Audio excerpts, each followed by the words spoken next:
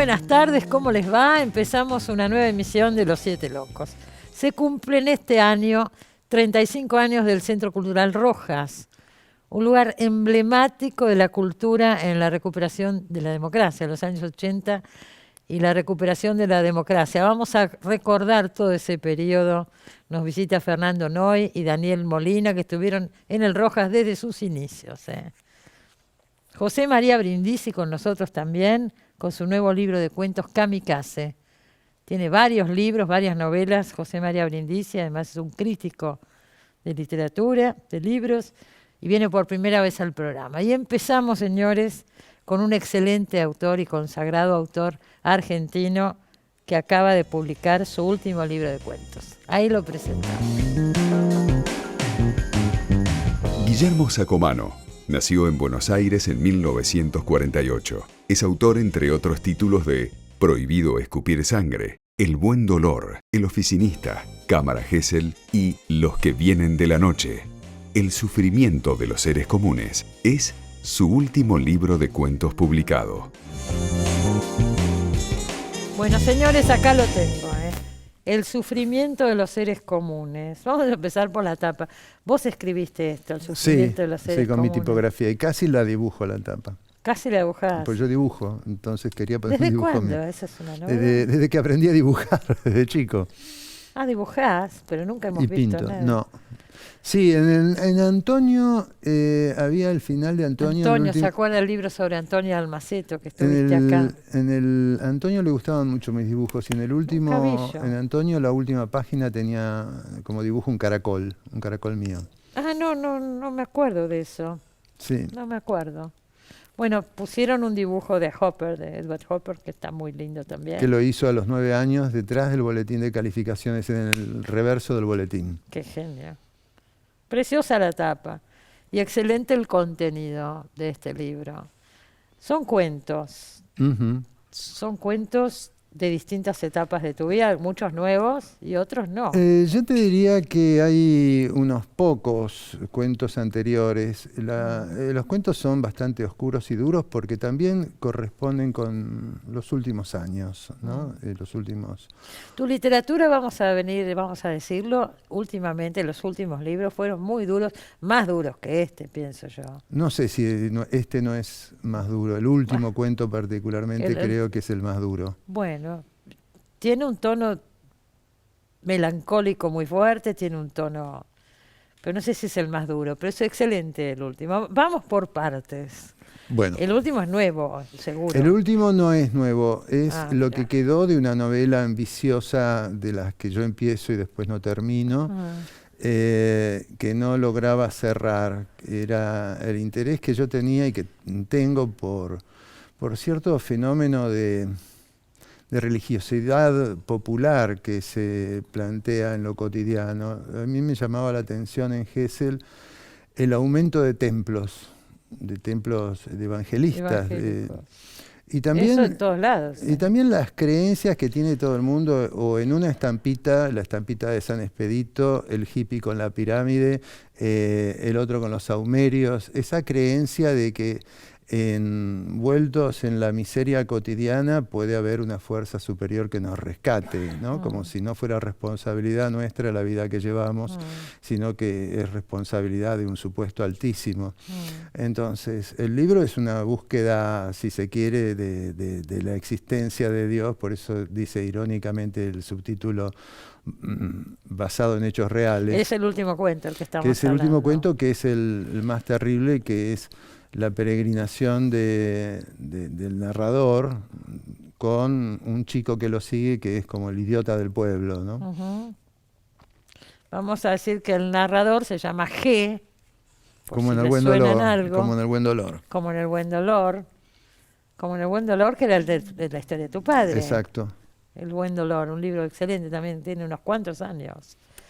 Bueno, se llama G, es escritor.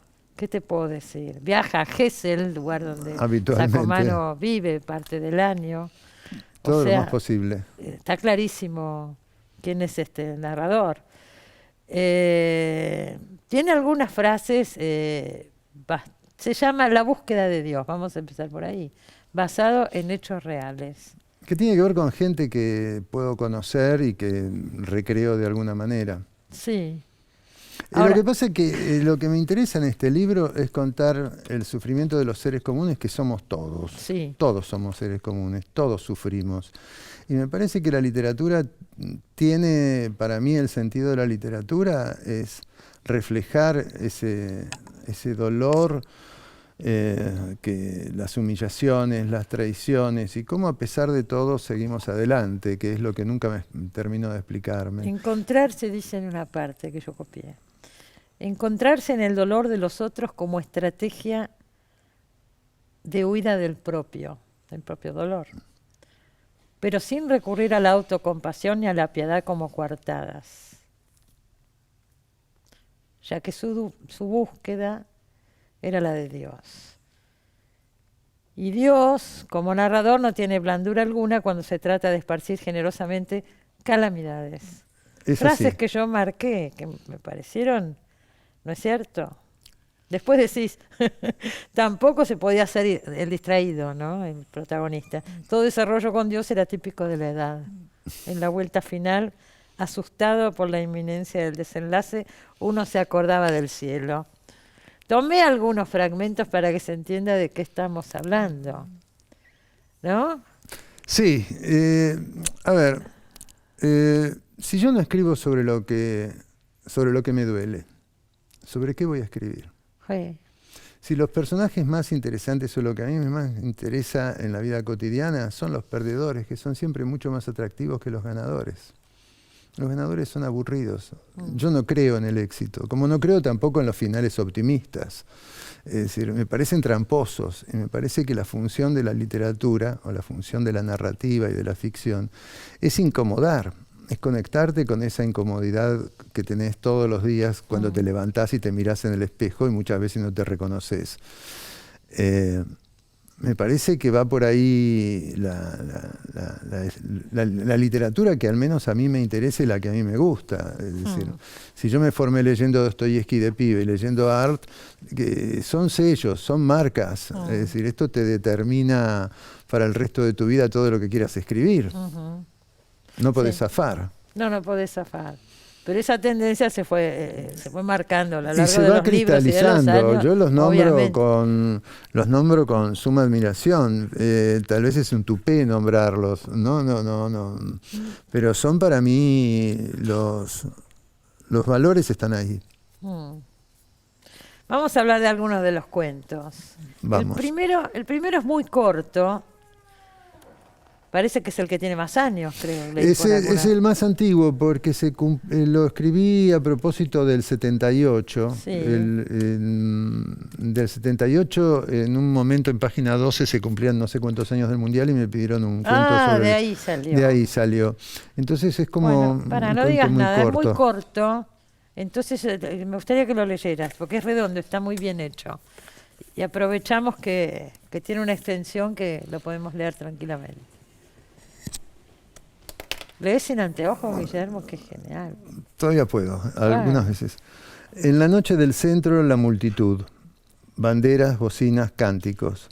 En una esquina se encuentran dos hombres, 2 años sin verse, los dos cambiados. Estás igual, se mienten. Lo que compartieron, se acuerdan. No necesitan decírselo. Los dos piensan que el otro estuvo chupado. Tampoco lo dicen. Alrededor, la fiesta popular. La emoción de los dos, la misma. Dura poco. Si los dos están vivos, el otro puede ser un delator. Los dos, apurados, vuelven a perderse en la multitud. Ninguno imagina que el otro se salvó de milagro. Los dos, ahora, cada uno por su lado, se dan vuelta para ver si el otro lo sigue. Es tremendo ese cuento. Me pareció tremendo. Conozco historias parecidas. Seguramente, Conozco sí. historias parecidas. Ese cuento lo instalé en el comienzo porque me parece, como dice Todorov, y yo alguna vez lo dije también en tu programa, hay una cita de él que me importa, dice que un país que tuvo campos de concentración tiene el corazón comido por gusanos.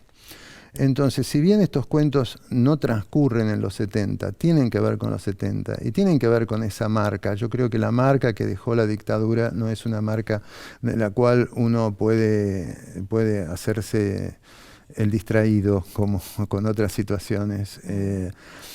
Pero los cuentos van por otro lado, intentan un reflejo o una captación de la gente que nos rodea, seres comunes somos todos, ¿no? Sí. Y me interesó también algo, jugar también con un documentalismo, con un realismo que estuviera próximo al documento. Me parece que la literatura es experimentación, y hasta cuando haces realismo estás experimentando, estás construyendo. Por ejemplo, Carver decía, si vos un cuento lo podés contar en 10, ¿por qué lo vas a contar en 11? ¿No? Y de alguna manera ese es el paradigma, ese es el programa que yo intento seguir, si bien soy lector de poesía, leo poesía, escribo notas sobre poesía en Página 12. Pero me parece que la literatura tiene esa cosa de que si no te incomoda a vos, si no te causa problemas a vos, ¿para qué? Claro. No se los vas a poder causar al lector. Mi Seguro. intención es que el lector sienta que algo le pasa con eso, Bueno, que no se lea rapidito. Vamos a repasar algunos para que se entienda. Anoté para no olvidarme, pues son muchos. El que cuenta la muerte de la hermana. El insomnio más largo se llama. El de los insomnes. Sí. Bueno, soy insomne. ¿Quién no? ¿Vos sos insomne también? Sí, ¿quién no? Somos de la generación del clonazepam. Ajá. No, yo no me voy a incluir ahí, no. Pero ¿Con qué te das? No, que no tomo nada. Que el que no me crea, yo no tomo, soy antirremedios, no tomo nada. Buenísimo. Lo hemos logrado hasta esta edad. No, pero es tremendo ese cuento. Esa mujer que a la noche no puede dormir, sale a caminar por cualquier lado. Y camina hasta morir. Camina hasta morir. Eso hoy lo llamarían spoilear, no contar el final. En la literatura se pueden contar los finales porque nada. No importa, lo que importa es la lectura. Obviamente, obviamente. Un taller de literatura, me pongo los anteojos, yo no puedo leer como Sacomano. Un taller de literatura en un penal, hay uno que se llama La loca del fondo, con una madre hippie setentista muy complicada.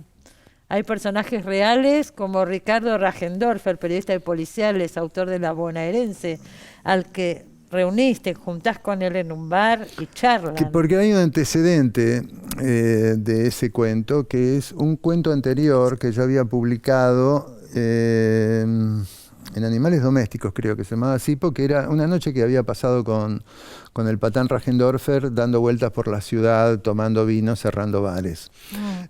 Pasado el tiempo, cuando él publica La Bonaerense y publica el otro, el de La Maldita Policía, que es, de alguna manera, son libros émulos de Walsh, ¿no?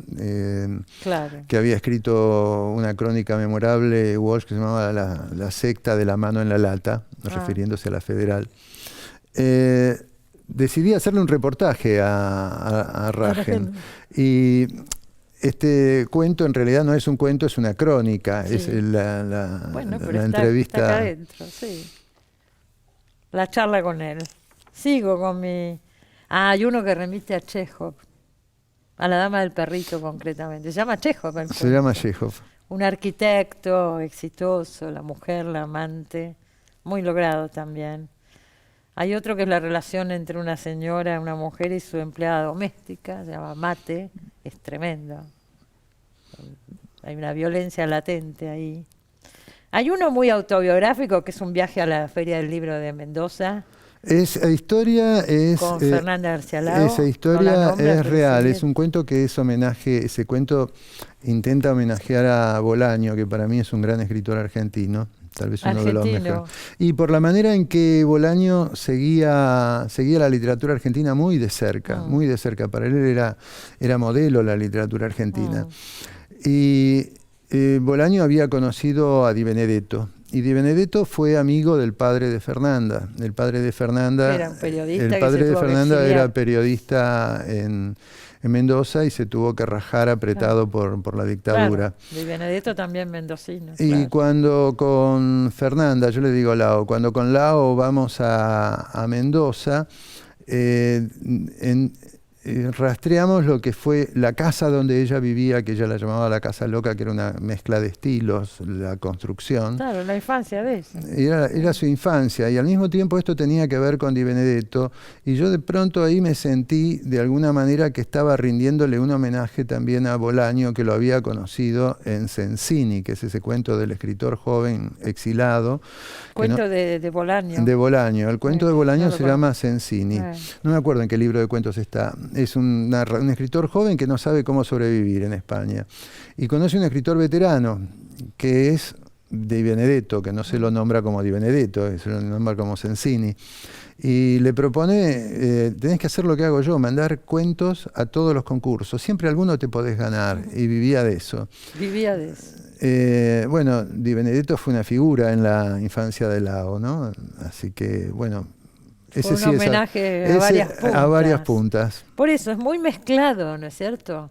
Hay un reportaje a Rajendorfer, está esto que es un recuerdo autobiográfico. Tal vez porque lo que me interesaba con este libro era probar distintas vertientes o variantes del realismo, Sí. no quedarme solo con el cuento de Juan se levantó, llovía. Ir por otro lado, trabajar con la crónica, trabajar con el relato breve, trabajar con lo confesional, trabajar con el cuento más próximo a lo periodístico, digamos, sin caer en lo periodístico, y no pienso que el periodismo sea un género menor.